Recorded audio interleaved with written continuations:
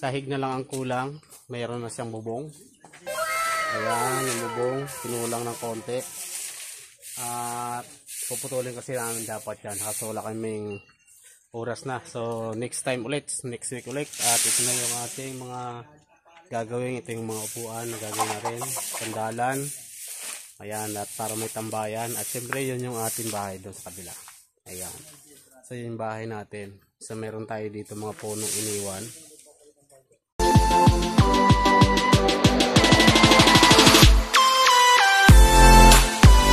So welcome back ulit sa ating YouTube channel. For today's video, panibagong araw, panibagong vlog tayo ngayon. Dahil update natin yung ating ginawang bahay kubo. Ayan yung aming kubo na tinayo kaninang maga. So hindi pa rin natin natapos lahat dahil sa sahig na lang ang kulang, mayroon na siyang bubong. Ayan yung bubong kinulang ng konti at puputulin kasi namin dapat yan kaso wala kaming oras na. So next time ulit, next week ulit. At ito na yung ating mga gagawin. Ito yung mga upuan na gagawin na rin, sandalan. Ayan, at para may tambayan. At syempre yun yung ating bahay doon sa kabila. Ayan, so yun yung bahay natin. So meron tayo dito mga punong iniwan. Ayan, puno ng langka iniwan natin dito sa harap. Ayan, para meron tayong lilim. Ayan, tapos meron tayo doon lansunis. Sarap din ng bahay para pag namunga. At ito yung ating marang. Ayan, marami ng bunga guys. So, meron na, yun o. Magugulang, ay may magulang na yun sa dulo. Ayan, so malapit na rin mahinog yung marang natin. Ayan, lalaki na ng bunga niya guys sa taas. Hindi masyadong kita.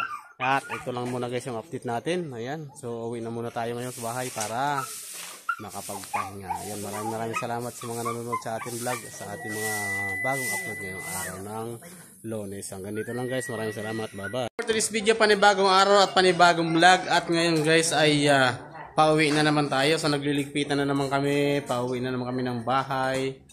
So yun, dahil sa puro trabaho ang ginawa natin ngayong 3 days kami ata, 3 to 4 days ka ang inabot kami dito sa bahay sa kabila.